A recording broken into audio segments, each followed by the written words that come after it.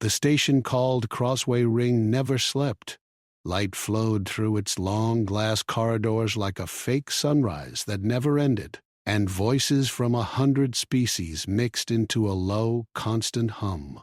Smells from open kitchens drifted through the public hall where the culinary selection was taking place. This was not just a cooking test. It was a judgment. The council had announced that one cook would be chosen to represent the station during the coming Peace Summit, and that cook's food would be eaten by leaders from many worlds. Luma stood at the edge of the hall, her large body wrapped in a plain work cloak that no longer hid her shape. Her species was built strong and wide, designed long ago to survive hunger and cold. But modern space had little use for bodies like hers. Around her, thinner cooks with polished uniforms whispered and stared. Luma kept her eyes on the floor and waited for her turn that she already knew would never come. When the council speaker finally looked at her, his face tightened. He did not taste her dish, did not ask her questions. He only said her physical form was not suitable for public representation, and that the summit required elegance. The words were clean, but the meaning was sharp. Luma heard the soft laughter that followed. She bowed once, slow and respectful, then turned away while the cameras followed someone else. She walked through a side passage that led down to the lower decks, where the lights flickered and the floors were worn smooth by workers' boots. The noise of the hall faded, but the echo of rejection stayed with her. She told herself she was used to it. Still, her chest felt tight. She stopped near an old supply corridor to steady her breathing, and that was when she heard it. A small sound that did not belong in the metal belly of a station. It was a cry, thin and uneven, the sound of a human infant. Luma froze. Few people brought babies into public halls, and fewer still left them unattended. The sound came again, sharper now, full of fear. She followed it to a bench near a closed freight door and saw a tiny bundle wrapped in a worn blanket. The child's face was red, fists clenched, breath hitching between cries. Luma knelt slowly, her large hands hovering in the air, as if afraid to frighten the child further. She did not touch at first. She listened. Her kind had always listened first. Aaron was late again. He knew it as he ran through the corridor, his boots striking sparks from the metal floor. He had taken an extra shift unloading cargo because credits vanished fast when you were alone. Since his partner died during the evacuation months earlier, time had turned slippery. Every task took more effort. Every decision felt heavier. He had brought his daughter with him because there was no one else, and he had planned to return before she woke. He had failed. When he rounded the corner and saw a large alien shape bent near the bench, fear hit him like a blow. He shouted without thinking and rushed forward, his hand already reaching for the emergency alarm. Luma looked up at once. She did not run. She did not speak. She slowly leaned back and lifted her hands, palms open, showing she held nothing. The baby's crying softened, turning into short, confused breaths. Aaron stopped a few steps away, chest heaving. He saw the child was unharmed. He saw the alien's eyes were focused not on him, but on the baby, full of concern that looked painfully real. Shame followed fear, quick and sharp. He lowered his hand. Luma spoke softly, her voice deep but careful, each word shaped with effort. She said the child was cold and hungry, and that she had only listened. Aaron blinked. He did not understand how she could know that without touching the baby, but when he picked his daughter up, she quieted almost at once, small fingers curling into his shirt. He thanked the alien in a low voice and turned to leave, but something made him pause. He looked back and saw Luma still kneeling, shoulders slumped, as if the act of standing required more strength than she had left. Around them, Station traffic flowed on, no one paying attention. Aaron hesitated, then asked her name.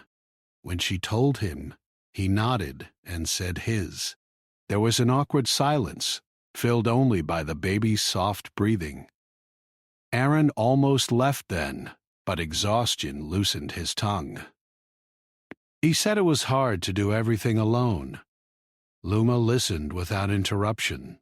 When he finished, she said she understood loss, though not in the same way. She rose slowly and said she worked nearby in the kitchens. Before walking away, she looked at the baby once more and said something that made Aaron's breath catch. She said the child was changing, and that the crying was not only hunger, but confusion. Then she left, disappearing into the lower decks before he could ask what she meant. Later that cycle, when the station dimmed its lights to signal rest hours, Aaron lay awake in his small cabin, watching his daughter sleep in the cradle beside him. Her tiny chest rose and fell in uneven rhythms. He thought of the council hall, of how he had passed through it earlier and felt invisible among aliens and officials alike. He thought of the large cook who had been dismissed without a taste. He told himself it meant nothing. Babies cried. Aliens said strange things. Still, when his daughter stirred and made a soft sound that was not quite a cry, Aaron remembered how she had quieted near Luma, how her body had relaxed as if it recognized something safe. Outside the cabin, Crossway Ring hummed on, unaware that a small moment in a forgotten corridor had already begun to bend the future in a direction no one was watching yet. The next morning, the station smelled of hot metal and steamed vegetables, but Aaron could barely notice. His daughter slept fitfully in her crib, and he had barely closed his eyes before returning to the crowded corridors of Crossway Ring. Work demanded him, yet the memory of Luma and the way his child had calmed near her did not leave him. He had told himself it was a strange coincidence, but the feeling in his chest said otherwise. The infant's soft breaths reminded him that survival on this station was not just about earning credits or avoiding accidents. Someone had to care, truly care, for the small and weak. And in that moment, Aaron realized he had seen that kind of care, even if it came from someone he could barely trust. He found Luma the next day near the lower decks again, preparing meals in a small, forgotten kitchen that had not been used in months. The room smelled of herbs, roasted fungi, and something sweet that reminded him of fruit from far-off worlds.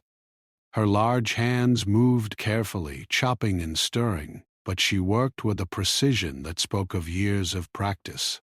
She glanced up when he approached, her dark eyes holding a quiet question, as if she already knew why he had come. "I wanted to ask if you would." Aaron's words stumbled. He had rehearsed them, then thrown away each attempt. Finally he said, "Would you help me care for her?" He pointed to the crib in his cabin, the small baby still wrapped in blankets. His voice lowered. "I cannot do this alone." Luma's gaze softened, and for a moment he thought she might refuse. Her species was known to be proud and cautious around humans, but instead she nodded slowly. "I can," she said. Her voice was calm, firm, and strangely comforting. "I have worked with many young ones. I know how to listen to what they need, even when they cannot speak." The offer made Aaron pause. Other station residents had whispered about aliens taking advantage of humans, rumors that spread like fire in dry grass. And yet, he had seen how she had cared for his daughter the day before. He had watched his child quiet at her presence, an unspoken trust forming between them. It was the only choice he could see. He agreed. At first, the station reacted with suspicion. Workers who recognized Luma from the culinary hall spread their doubts. "The alien cook," one woman said. "After what the council said, are you sure?" Others muttered about her size, about how aliens might have hidden motives. Aaron ignored them all.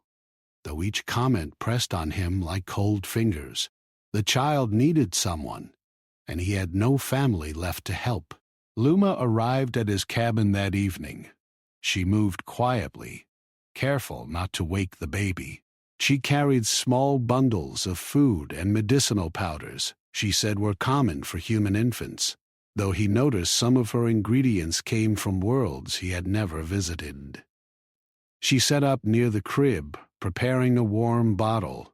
The baby stirred, and Luma spoke softly, in words Aaron could not understand, yet the child stopped crying almost instantly. Aaron watched, amazed. "How do you do that?" he asked in a whisper, afraid to disturb the fragile calm. Luma looked at him, a small, gentle smile on her wide face. "I listen first," she said. "Then I feel. Young ones, they show you what they need if you pay attention." The first 2 days passed slowly. Aaron returned to his shifts, leaving Luma to care for the baby. She bathed the child in warm water, sang soft songs in her language, and fed her at regular intervals. Each day, Aaron noticed something changing. The baby no longer cried as much. She laughed in little bursts, bright eyes tracking movement with growing curiosity. Her health improved so rapidly that he began to wonder if Luma's care was more than ordinary. Word spread quickly across the lower decks. Station workers, some skeptical, some curious, began whispering to one another. Some claimed that Luma had unusual powers. Others said it was only luck. But soon, medics on duty noticed strange readings in the baby. Her heartbeat was steadier than normal. Her respiration patterns shifted in ways that did not match human standards.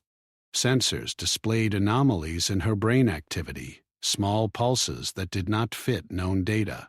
Aaron noticed the medic's concern when he returned to the station's medical bay with Luma one morning.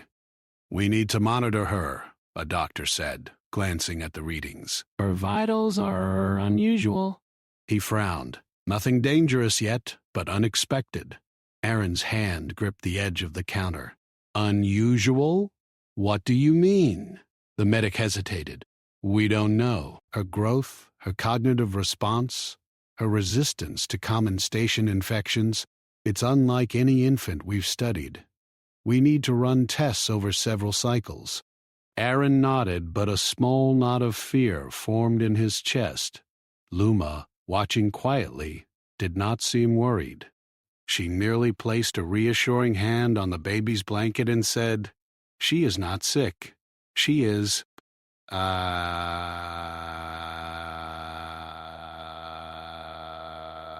learning." Aaron frowned. "Learning? Yes," Luma replied, her tone soft but firm. "She is adapting." "She is stronger than you think. She will grow faster than expected, because she has been touched by events you cannot see. I only help her, guide her.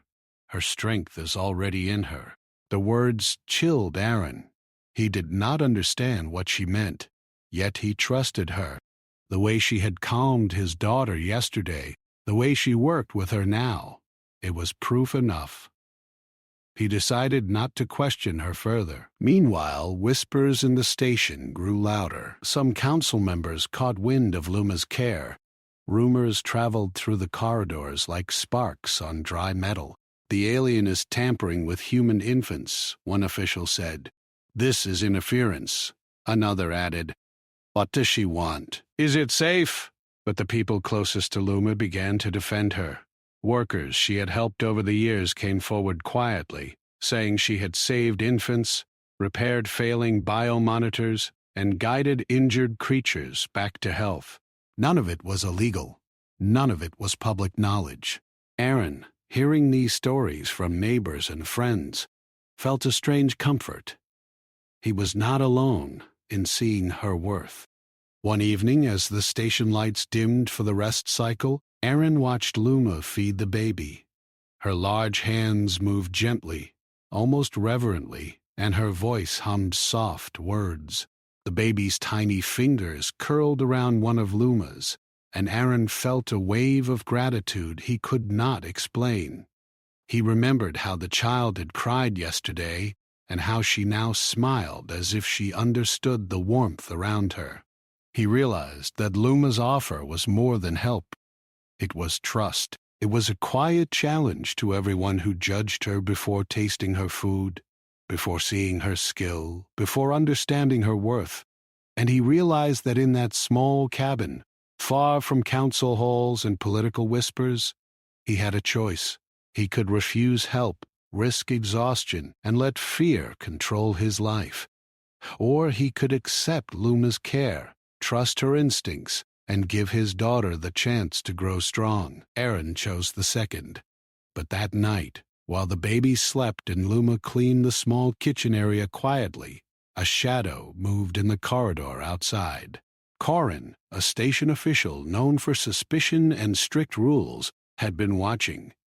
He had heard whispers of unusual growth patterns in human infants under alien care. He had seen reports of Luma's past work, her species' history, and her dismissal for public appearances.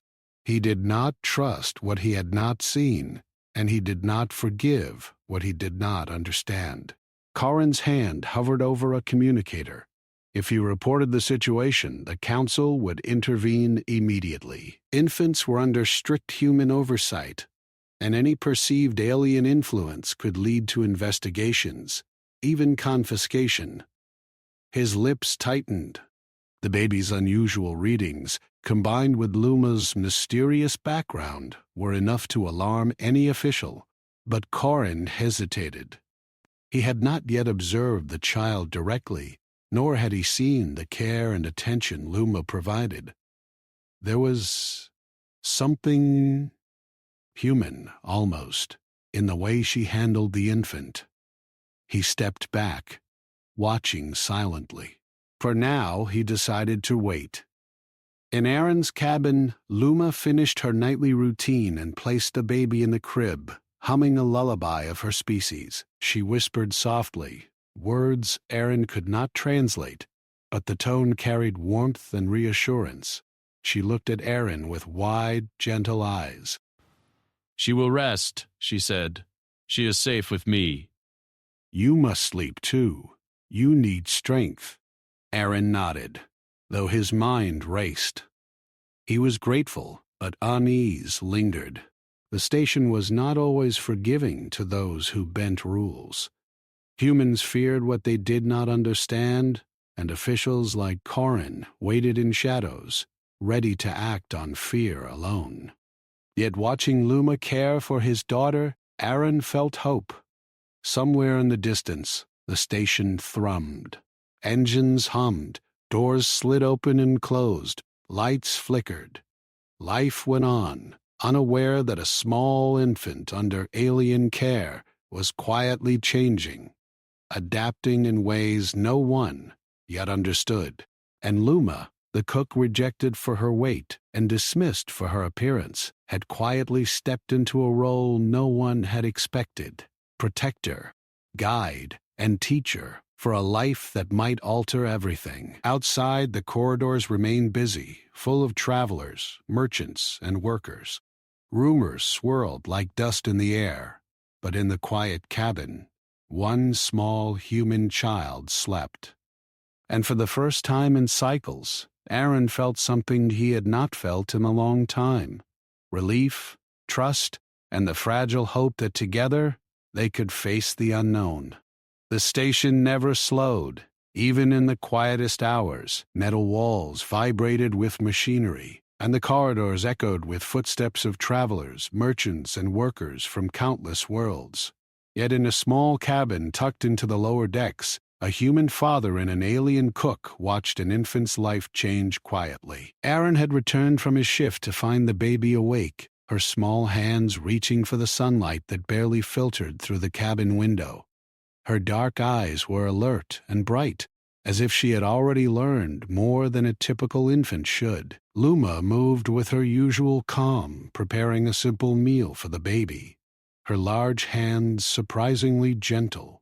She had brought ingredients from her home planet, items that glowed faintly under the cabin lights and smelled sweet in a way Aaron had never experienced. "She is ready," she said softly, holding the bottle. "She is ready to try new tastes today." Aaron hesitated. "New tastes? She is just a baby." Luma shook her head. Babies are more than what you see. She learns from what she experiences. Her senses guide her. If you guide her gently, she grows stronger. He watched as she fed the child. The baby sucked eagerly, then paused, her small forehead wrinkling. Luma whispered something in her language. The child's mouth moved again, almost as if she were trying to repeat sounds she could not yet make.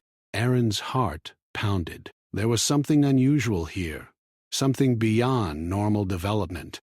Days passed, and Aaron noticed small but striking changes. The baby's eyes followed moving objects with extraordinary precision. She seemed to understand when Luma spoke to her, responding with subtle gestures, tiny smiles, and even sounds that were not quite words.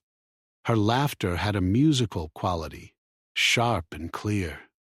Medics who came for routine checks noted the readings again: heart rate, brain activity, resistance to minor infections, all outside typical ranges. Aaron worried. He had always believed in rules, in safety, in following what was known. Yet here was proof that life did not always follow rules.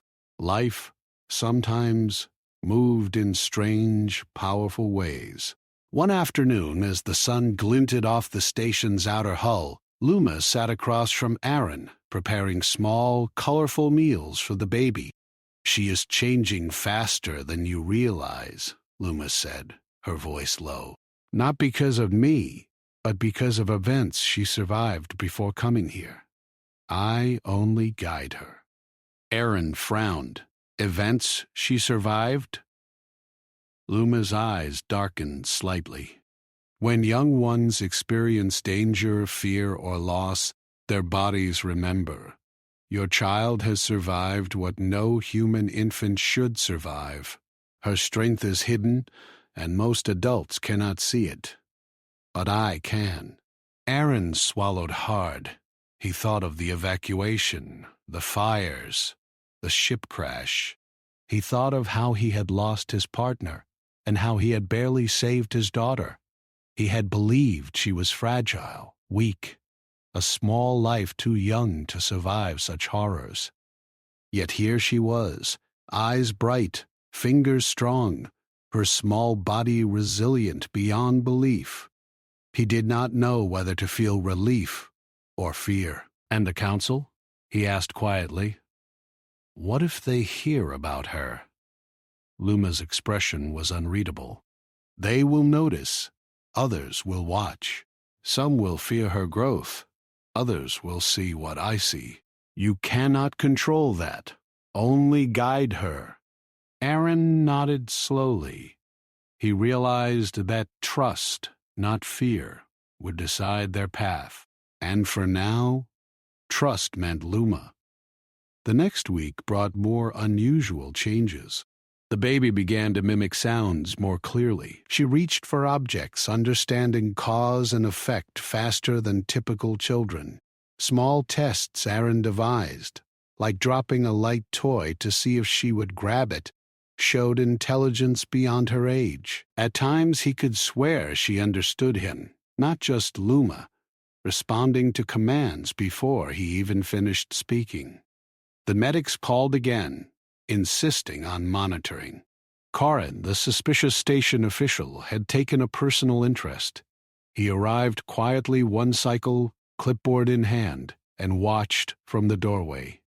"Her vitals are unusual," he said flatly. "Her development is outside norms." "We cannot explain it," Aaron bristled. And, Corin continued, "we must observe. No alien can influence human infants without oversight. This is the regulation."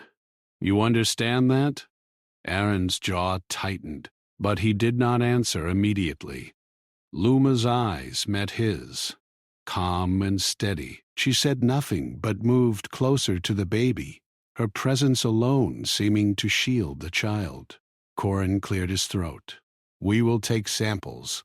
Blood, neural scans. Nothing harmful. Standard procedure." Aaron nodded.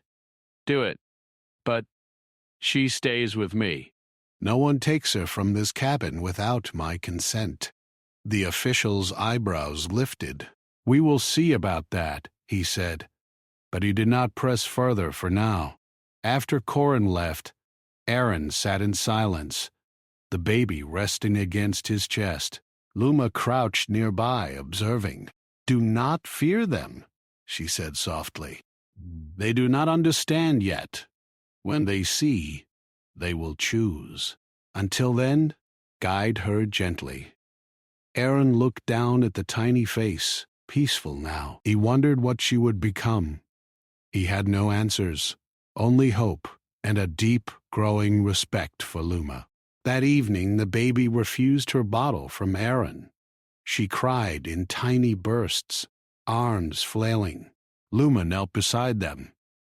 "She is ready for something new," Luma said. "Watch." Aaron watched, unsure what to expect. Luma took a small tray of glowing ingredients, soft powders, and liquids in colors Aaron had never seen. She mixed them carefully, murmuring in her language. Then she offered the tiny portion to the baby.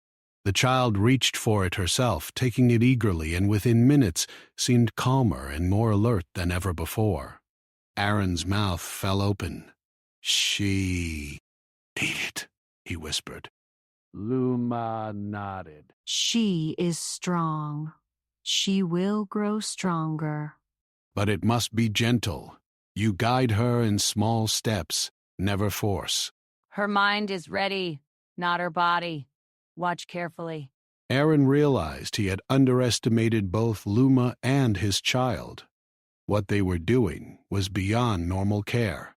It was almost like training, but careful, nurturing training, not discipline or force.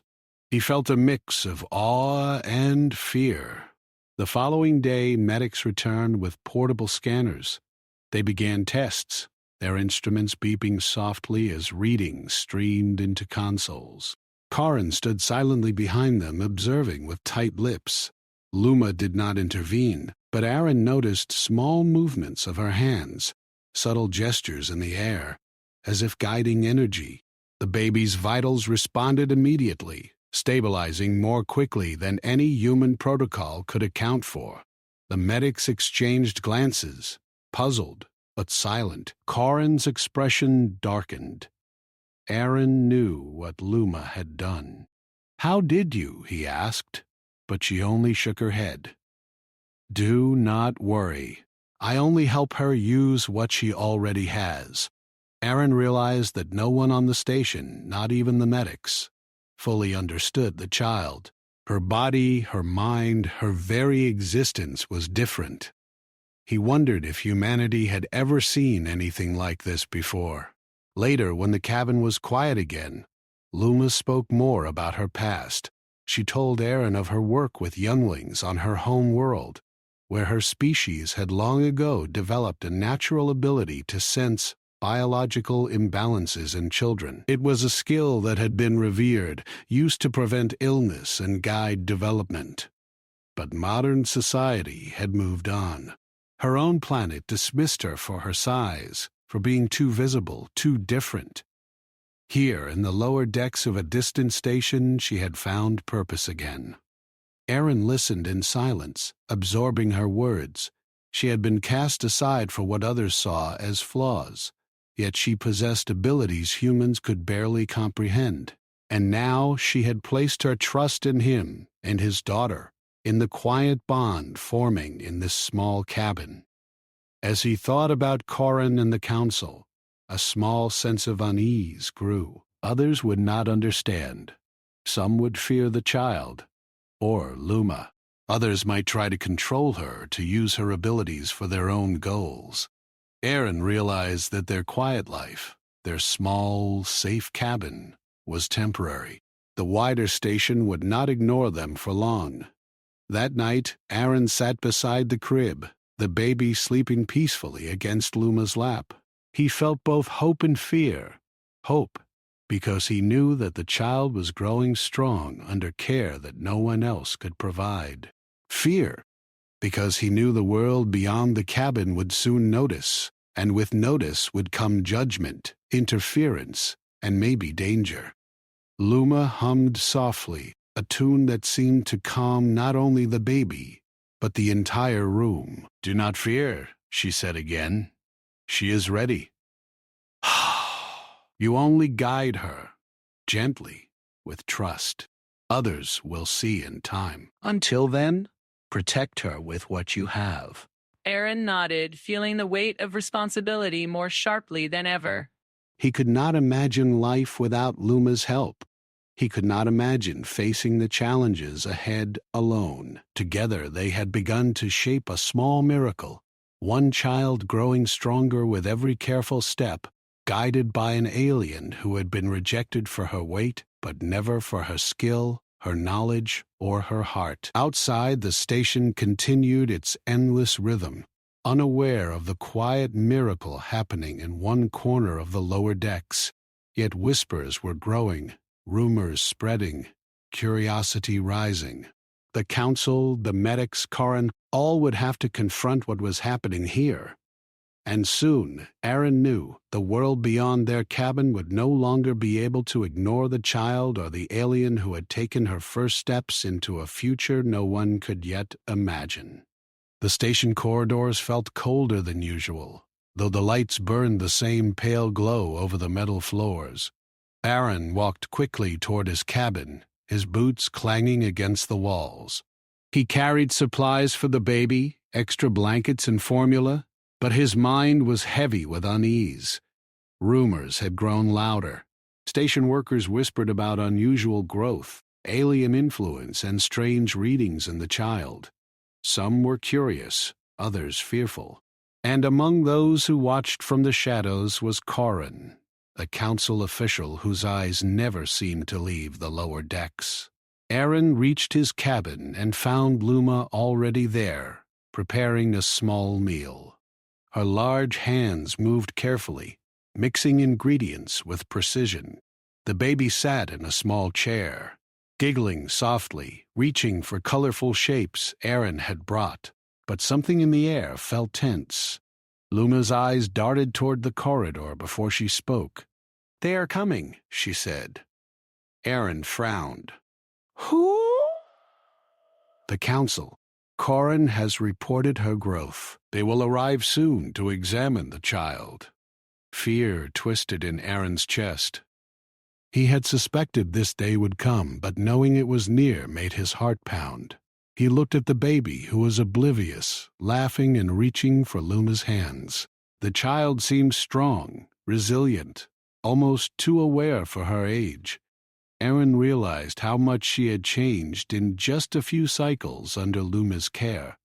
"They cannot take her," Aaron said firmly. "I will not let them." Luma's eyes softened. "You must stay calm. If you panic, they will see weakness. Guide them gently, but do not fear. You protect her best when you are steady." Before Aaron could respond, the cabin door hissed open.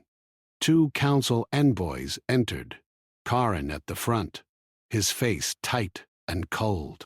Their uniforms gleamed, and one carried a small scanning device. "Aaron," Karin said, his voice clipped. "We are here to observe the child. Standard procedure. We mean no harm, but regulations must be followed." Aaron stood in front of the baby, his body tense. "She stays with me. You cannot take her." Karin's eyes narrowed. "We will follow protocol. Observation is not optional. Your cooperation is required." Aaron clenched his fists.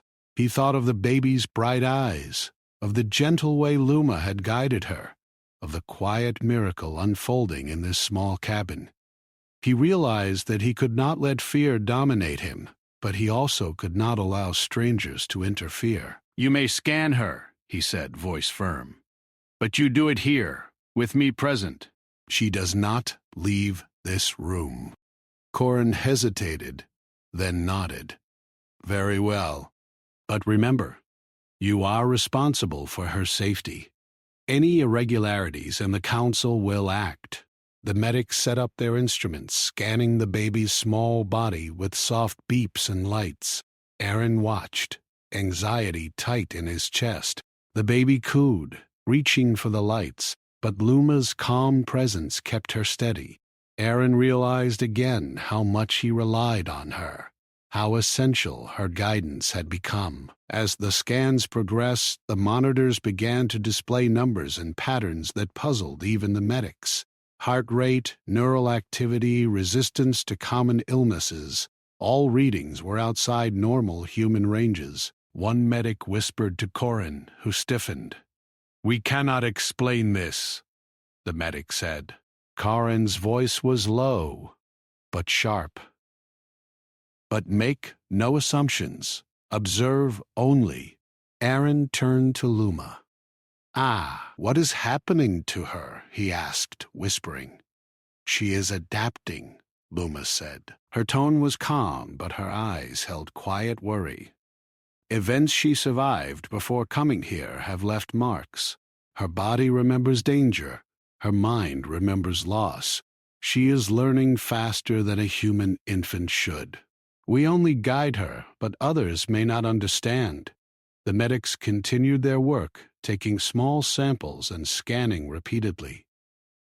Aaron stood between them and the baby, ready to shield her if needed. Corin watched every movement, his suspicion growing. Finally, the medics finished. "The child is browed, advanced." One said, "Her vitals are excellent. Her brain activity shows early problem-solving skills, and her resistance to infection is extraordinary. We cannot explain it scientifically." And Corin's lips pressed together. He did not move to leave. "This must be monitored continuously," he said. "We will report to the council. They will decide what action to take." Aaron's heart sank. "What action?" he asked, fear creeping into his voice. "You will be informed," Corin replied, turning toward the door. "Do not interfere with the child's observation." When the door hissed shut behind them, Aaron sank into a chair. His hands shook. He looked at Luma, whose calm expression betrayed none of the concern he felt. "They will try to take her," he said quietly. "They may try," Luma said softly, "but you are strong." You will protect her, and she is strong. "Others will not easily take what is not theirs." Aaron nodded. He realized the battle had begun, even though no one had fired a weapon. It was a battle of rules, of fear, and of control. He could feel the weight of responsibility pressing down on him. Every choice he made now could shape the child's life. That night, Aaron could not sleep. He watched the baby in her crib, her small chest rising and falling with steady breaths. Luma hummed softly beside her, moving gently to adjust blankets and check temperatures. Aaron felt a mix of fear and gratitude. He had never trusted anyone as he trusted Luma, and now he knew he could not face what was coming alone. The next cycle brought new challenges. Station workers began to whisper more openly. Some admired the child's strength. Others feared it. Notices appeared in the corridors, subtle warnings that alien influence over human infants was a concern. Aaron felt eyes on him wherever he went. He realized that their quiet life was over. Corin returned, accompanied by 2 medics and a small security droid.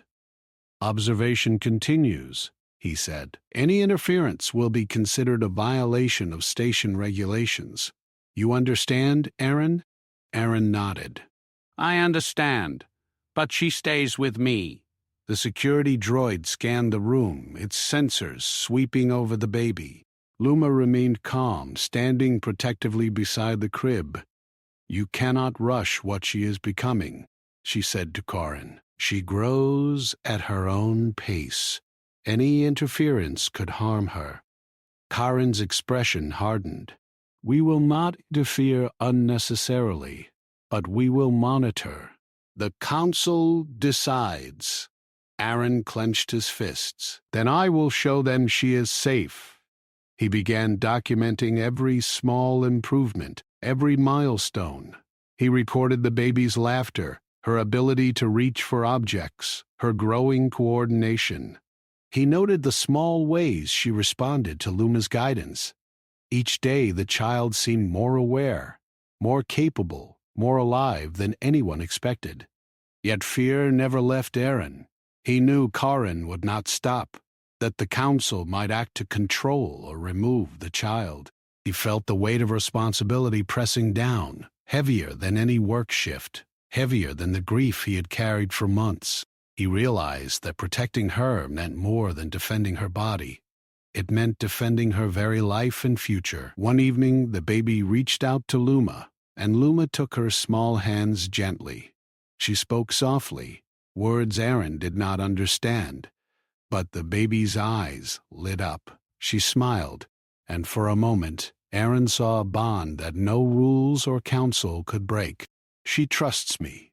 She will trust you." That is enough to start. Aaron nodded, swallowing hard. He realized that despite the fear, the rules, and the scrutiny, they had begun something larger than themselves. The child was growing stronger, guided by hands and knowledge others had rejected or ignored. And though the station may fear her, Aaron knew that together they could face whatever came next. Outside, Crossway Ring continued its endless hum. Travelers, merchants, and workers moved through the corridors, unaware of the quiet struggle unfolding in one small cabin. But whispers were growing, rumors spreading faster than Aaron could imagine. Karin would report again. The Council would act. And yet, in the quiet cabin, Luma's calm, Aaron's determination, and the child's remarkable strength created a shield stronger than any fear. Aaron realized that life on the station had changed forever. What began as survival, as a father trying to care for his daughter, had become something far greater. He was no longer just protecting a child. He was defending hope, trust, and the quiet miracle of life itself. And somewhere in the distance, the station continued its endless rhythm, unaware that the child in the lower deck cabin was quietly changing, growing, and learning in ways no one could yet understand. The station corridors were unusually quiet that morning, but Aaron knew it was only the calm before the storm. Word of the baby's unusual development had spread farther than he imagined. Whispers followed him through the hallways, and he noticed nervous glances from workers who usually passed without a second thought. He sensed fear and curiosity in equal measure, and it made him uneasy. He had survived the evacuation, loss, and months of struggle, but this threat from those who should be neutral, was different. In his cabin, the baby slept in her crib, her tiny chest rising and falling steadily. Luma was preparing breakfast for her, moving gracefully despite her size, her calm presence filling the room. She hummed softly, a tune Aaron had begun to recognize as one of reassurance and strength. He watched her, amazed that someone who had been rejected and mocked for her appearance could command such quiet authority and care. "They will come," Luma said suddenly, breaking the silence. "The Council." "The station. They will challenge what we do here. You must be ready?" Aaron nodded, swallowing hard. "I am ready," he said, though his stomach tightened at the thought. "I will not let them take her." Luma looked at him carefully. "Remember, strength is not only in force, it is in calm, In trust, in knowledge, you must use all of it. Aaron followed her words, trying to steady his racing heart. He did not fully understand what the baby was capable of, or what the council might do, but he trusted Luma. He had no other choice. By mid-cycle, Corin returned, accompanied by 3 council officials and 2 security droids. They moved quickly through the cabin door, their steps echoing sharply. Corin's expression was colder than before, his eyes sharp and suspicious. "Aaron," he said, his tone clipped, "we have received new reports. The child's development is extraordinary. The council has decided to conduct full testing. She may not remain in your care if risks are found." Aaron stepped forward, placing a protective hand near the crib. "She stays with me. I will not allow her to be removed." Corin's lips tightened. "Your authority is noted, but the council decides. We will observe, but any interference will be noted as defiance." Aaron felt a surge of anger. "Interference?" he said. "I am protecting my daughter. She is not a threat." "You do not understand," Corin replied. "Any child outside normal parameters could pose danger. We are responsible for station safety." Aaron glanced at Luma. She nodded slightly, her eyes calm, but her hand rested on the baby's blanket. "They do not see yet," she whispered. "Guide them. Show them trust, not fear." The medics began scanning the baby again. Their instruments beeped softly, light panels flashing over her tiny body. Aaron watched every movement, aware that one wrong step could trigger suspicion or panic. The baby cooed, reaching for the droids curiously, while Luma whispered words Aaron could not understand. He noticed the readings on the monitor stabilize almost immediately, as if Luma's presence alone reassured the instruments. Corin frowned, studying the numbers. "This is unusual," he muttered. "These readings should not stabilize like this." Luma spoke softly, her voice steady. "She is learning. She is strong. Your instruments cannot measure trust or guidance, only physical data. That is why you see nothing." Aaron realized the truth in her words. The council relied on protocols and data, not on understanding life itself.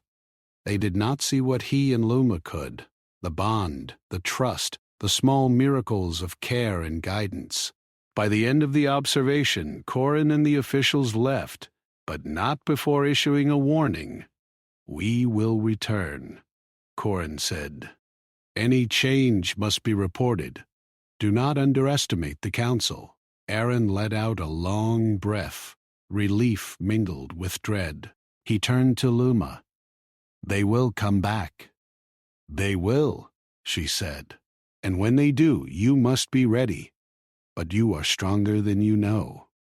Over the next few cycles, Aaron and Luma focused on the baby's development. They practiced small exercises, simple games that stimulated her mind and body. The baby began to imitate more complex movements, understand patterns, and respond to both Luma and Aaron's guidance. Her laughter filled the cabin, her bright eyes watching every motion. Yet with every advancement, Aaron noticed whispers in the corridors growing louder. Station workers who had once ignored them now paused to stare.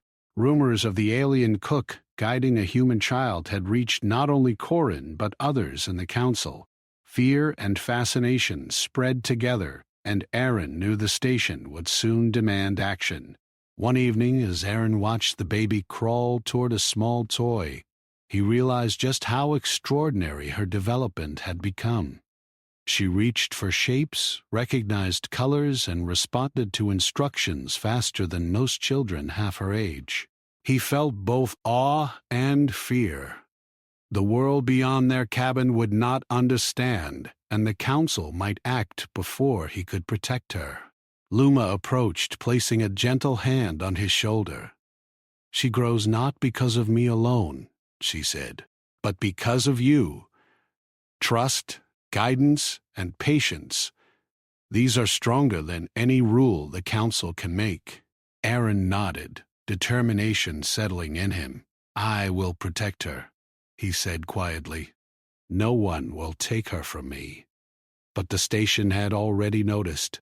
Corin reported every small detail, and soon council members began sending envoys to observe, document, and question.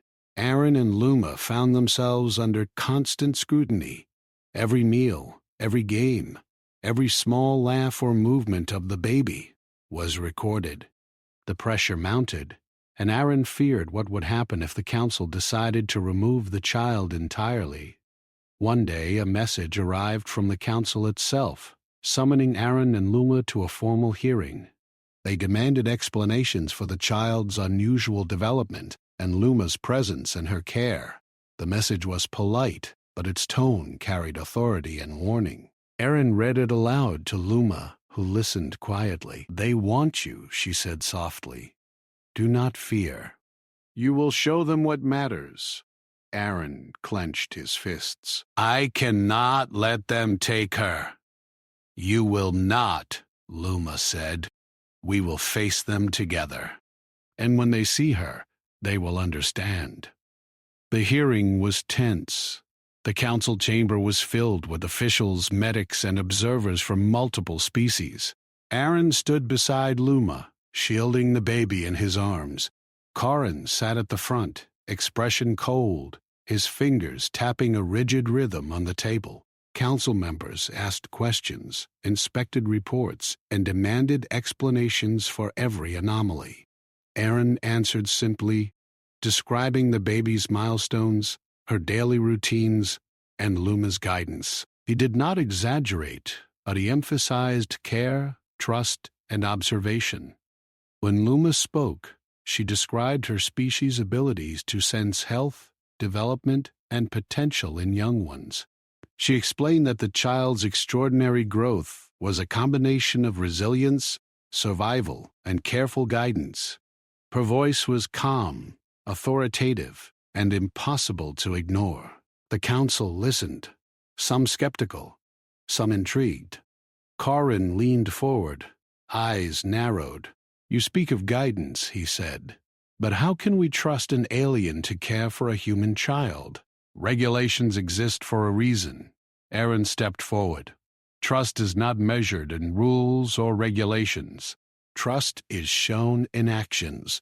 Watch her." At that moment, the baby reached out, smiling and laughing. Her small hands touched Luma's and Aaron's, and for a brief moment, the room was silent.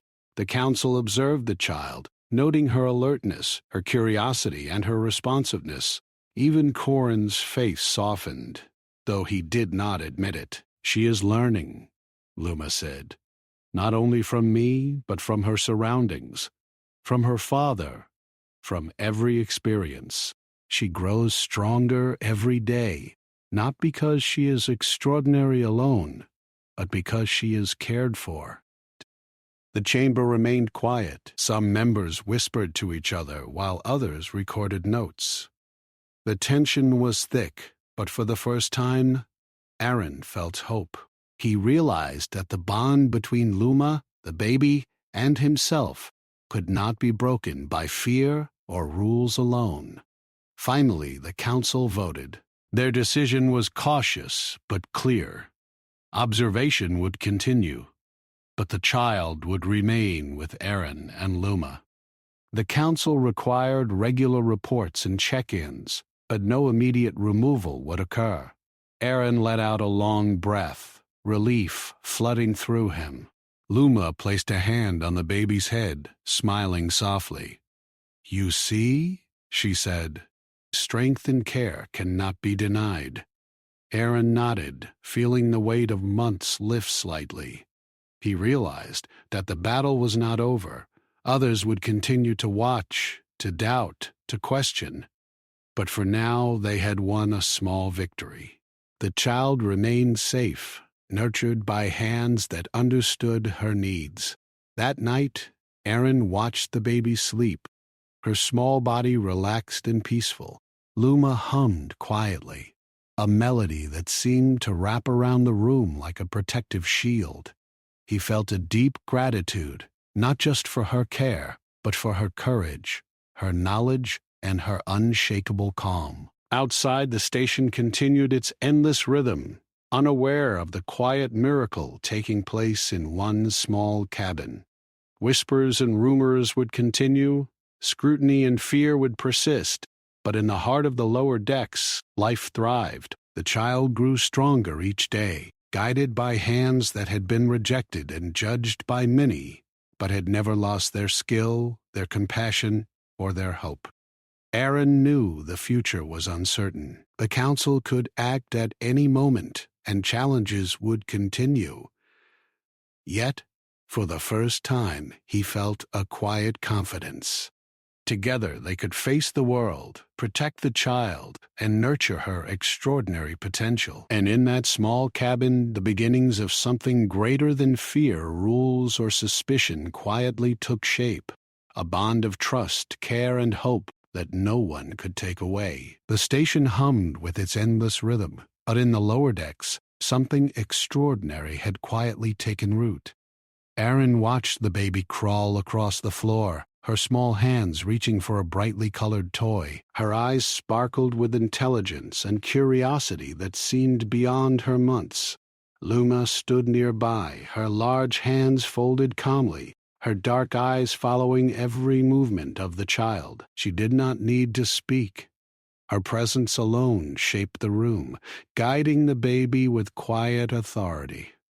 Aaron bent down to lift her, and she giggled, clutching his fingers tightly. "You are strong," he whispered, "stronger than anyone could imagine." The baby cooed, as if she understood. Her tiny head turned toward Luma, and in that moment, Aaron saw the bond that had formed over weeks of care and attention. It was a bond no rules, no counsel, and no fear could break. The council's envoys had visited again, as expected. Corin, still stern, still suspicious, had been among them. They observed quietly from the doorway, scanning the monitors and taking notes, but the baby seemed unbothered.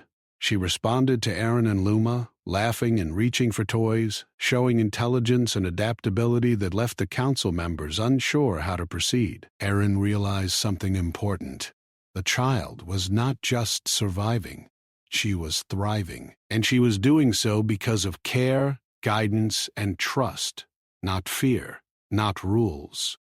"Observation continues," Corin said after the envoys left, his voice controlled. "But the child remains in your care for now?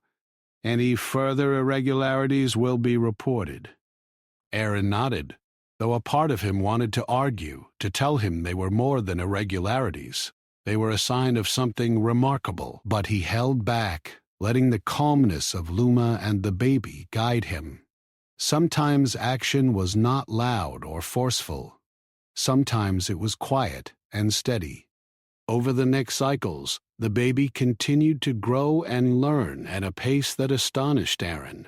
She began to respond to complex commands, showing understanding of simple problems and puzzles. She could imitate sounds, recognize patterns, and even demonstrate empathy in tiny, unexpected ways, reaching for Luma when she noticed her small hand shake, or resting her head against Aaron when she sensed his stress. News of her abilities slowly spread across the lower decks. Station workers whispered about the alien cook and the human child, some in admiration, others in fear. But increasingly, people came to watch quietly, seeing the bond of care and trust between Aaron, Luma, and the child. The whispers shifted from doubt to respect. One afternoon, Aaron took a step he had been hesitant to make. He brought the baby to a small community hall in the lower decks, a place where workers often gathered for news and meetings. Luma accompanied him. The room quieted as they entered, eyes on the child and the alien. Some stared, some whispered, but none moved to interrupt. Aaron knelt on the floor, placing the baby gently in front of the audience. "She is like any child," he said, "but she has survived danger and loss. She is learning faster than expected, and she is safe because she has been guided with care and trust." The baby reached out, touching one of the workers' hands, and the room was filled with soft murmurs of surprise. Luma stepped forward. "Her growth is not magic," she said softly. "It is trust, guidance, and understanding. These are the strengths that humans and aliens can share. This child is a symbol, a sign that cooperation, care, and empathy are stronger than fear." The audience watched in silence, many moved by the simple truth of her words. Even Corin, observing from a distance, could not deny the child's remarkable development. The room had witnessed not just a miracle of biology, but a miracle of connection. In the weeks that followed, the council adjusted their stance. They allowed Aaron and Luma to continue care under observation, recognizing that interference could hinder the child's growth. Reports were sent across the station, framing the story not as danger, but as a model of cooperation and nurturing. Aaron realized that life on Crossway Ring would never be the same. People had seen what trust and care could do, and that lesson would spread. One evening, Aaron sat in the cabin with the baby in his lap, watching her small fingers explore a toy. Luma prepared a simple meal nearby, humming her familiar tune. "You have done well," Luma said quietly. Aaron shook his head. "No, we did this together. You guided her, and she trusted you. I could not have done this alone." Luma smiled faintly. "Sometimes guidance is enough. Sometimes it is all that is needed to unlock strength. She is ready for what comes next, but the world will see, eventually, what she can do." Aaron hugged the baby close. He thought of the council, of Corin, of whispers and fear. None of that mattered now. What mattered was the quiet miracle in his arms, the child who had survived, adapted, and thrived because someone believed in care over judgment, guidance over rules, and trust over fear. The baby's small eyes blinked up at him, then turned toward Luma. Aaron felt hope swell in his chest. In her tiny face, he saw the future, not just of a child, but of humanity's ability to learn, to trust, and to embrace what was different and extraordinary. Outside the cabin, the station continued its endless rhythm, unaware of the quiet revolution taking place in one corner of the lower decks. Travelers moved along the corridors. Merchants carried cargo, and workers whispered stories of the child and the alien cook. But within the cabin, life had changed in a way that no council, no rule, and no fear could reverse. Aaron realized that humanity had taken a small step forward, not through weapons, politics, or control, but through care, trust, and willingness to see the potential in others, even those they had once rejected. Luma had shown him the way, and together they had shaped the child's life into something extraordinary. The baby cooed, reaching for a bright toy, and Aaron smiled. Luma hummed, a melody of hope and calm that wrapped around the small cabin. He felt peace for the first time in cycles, knowing they had protected what was precious and nurtured what was remarkable. In the distance, the station lights glowed, and, somewhere beyond the hull, other stations would soon hear of the child, of the alien cook, and of the father who had chosen trust over fear.